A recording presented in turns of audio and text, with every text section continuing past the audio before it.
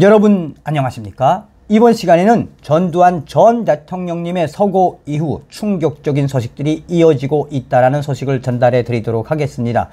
여러분들께서 잘 알고 계시는 것처럼 이번에 전두환 전 대통령의 서고 장례식장을 찾은 전 한미연합 부사령관이었던 정진태 장군은 뭐라고 이야기했습니까?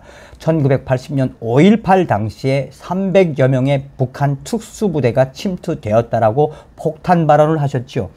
그 이후에 실제 공수부대 출신으로 이 계엄군으로 광주 봉계에 참여했던 당시 현직 중이었던 분은 뭐라고 이야기했습니까?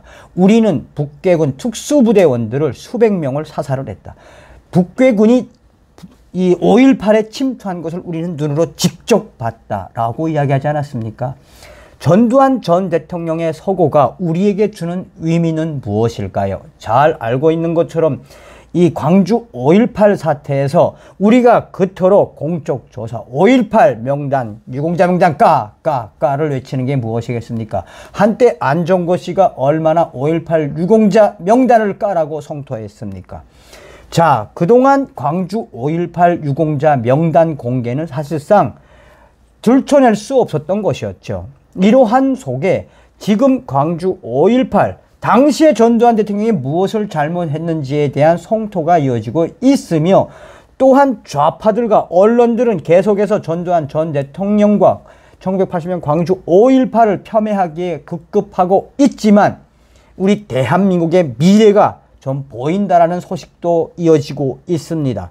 이번 소식의 핵심은 무엇이다? 그러니까 고등학교 3학년 학생에게 광주 5.18 영상을 보여준 후 소감을 쓰게 했는데 고3 학생이 기가 막히게 써서 이슈가 되고 있습니다.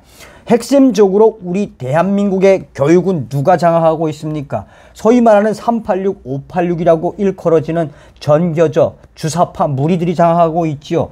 대한민국의 역사적 사관을 폄훼하다 못해 우리 학생들에게 불온 사상, 붉은 사상을 불어넣기에 바쁜 전교조가 알려주지 않는 이 대한민국 역사와 또 이승만 대통령, 나아가서는 박정희 대통령과 또 이명박 대통령, 박근혜 대통령, 대한민국을 우뚝 세운 대한민국의 근대사를 우리 젊은 친구들과 학생들은 어디에서 배우고 있습니까? 일베 조장소에서도 배우고 있고, 또 전교조가 배우지 않는 사관을 어떻게 배우고 있다? 유튜브로 배우고 있지요. 그래서 한때 대한민국의 우파적 교육의 산주소는 어디였다? 일베 조장소라는 말도 있었죠.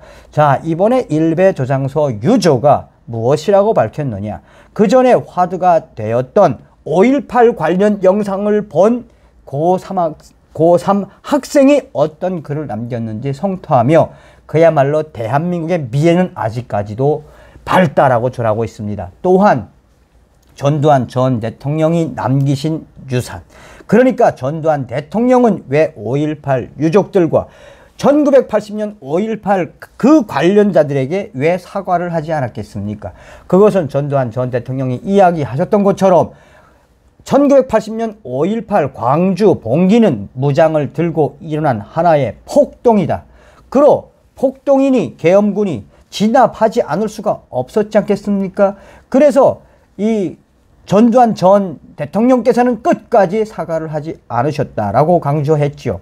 이에 대해 이 좌점 언론들과 또 주사파 무리들은 끝까지 전두환 전 대통령이 사과를 하지 않고 이 생을 마감했다고 지랄발광했죠. 어찌되었든 대한민국 전교조들이 가르쳐주지 않는 대한민국의 근대사와 사관을 배우고 있는 우리 학생들, 고로 대한민국의 2030 청년들이 얼마나 많이 깨우치고 있습니까?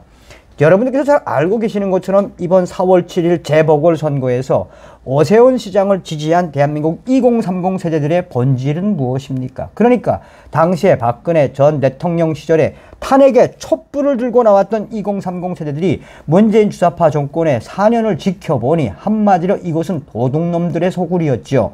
자, 이러한 현상에서 우리 국민의힘도 좀 신경을 써야 하며 또 우파 오피니언 리더들도 신경을 써야 하며 나아가서는 대한민국의 우파의 지도자들이 지금이라도 우리 대한민국의 젊은이들에게 왜 우파가 되어야 하는지 그 교육의 중요성도 이 정책적으로 강조해야 합니다. 그 소식이 바로 오늘 소식의 핵심이다 하겠습니다. 올해 굉장히 센세이션을 일으켰던 블로그가 있었죠. 5.18 위견을 묻는 과제에 고3 학생이 제출한 답변. 고3에게 5.18 영상을 보여주고 위견을 물었더니 5.18 위견을 묻는 그 학생은 뭐라고 이야기했다? 고3학년이 제출한 답변. 경찰서 무기고 털어서 중무장한 사실은 쏙 빼놓고 이런 감성팔이 영상만 보여주면서 학생들 선동하는 게 옳습니까? 세계 어느 나라에서도 무기를 들고 일어난 시위는 폭동으로 칭합니다. 시위대가 버스, 돌진 등으로 군경을 깔아 죽이고 그런 와중에 군이 발포하여 사망자가 발생하자 방송국에 불 지르고 경찰서 털어서 중무장하고 장갑차 끌고 다니고 이게 민주화 운동입니까? 이런 개인의 관점조차 국가가 나서서 처벌하는 5.18 특별법이 옳다고 생각합니까? 정말 당당하다면 5.18 유공자 명단을 공개해야 한다고 생각합니다. 정부에서 왜 자꾸 숨기는지 모르겠습니다. 뭔가 그린 것이 있으니까 숨기겠죠. 당시에 이 글이 회자가 되고 있으면 지금 현재 보수 우파 사이트들과 유튜브, 나아가서는 SNS에서 대한민국의 고3 학생이 얼마나 5.18 사건에 대해서 잘 알고 있느냐며 이슈의 이슈를 계속하고 있습니다. 잘 아시는 것처럼 최근 사회적 논란이 뜨거웠던 5.18 광주사태 유공자 명단 공개와 관련해 우리나라 국민의 58.2%는 5.18 유공자 명단을 공개해야 한다고 생각한다는 여론조사 결과가 나왔다라고 전하고 있습니다.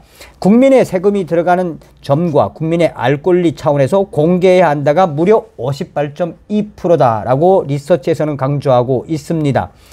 나아가 국민 5.18 민주화 유공자 명단 공개에 대한 인식에서 핵심적인 부분은 무엇이다? 그동안 전라도 카르텔이라고 할 수 있는 5.18 유공자 명단을 반드시 까야 한다라는 국민 인식이 새롭게 형성되고 있습니다. 자, 본질적으로 무슨 이야기겠습니까? 전두환 전 대통령이 우리에게 준 역사적 과제일 수도 있고 전두환 전 대통령 서거가 우리에게 준 충격적인 앞으로 해야 하는 역사적 과제, 그것은 무엇이겠습니까? 끝까지 1980년 5.18 광주 무장 폭동을 사과하지 않고 서거하신 전두환 전 대통령이 옳았다라는 옳았다라는 걸 증명하는 것이 되겠습니다. 이번 시간에는 고3에게 5.18 영상을 보여주고 답변을 쓰라고 했더니 충격적인 답변. 이게 대한민국 우리 젊은 세대들이 있으므로 대한민국의 미래는 밝다라는 그 얘기겠습니다. 다음 시간에 뵙겠습니다. 멸공.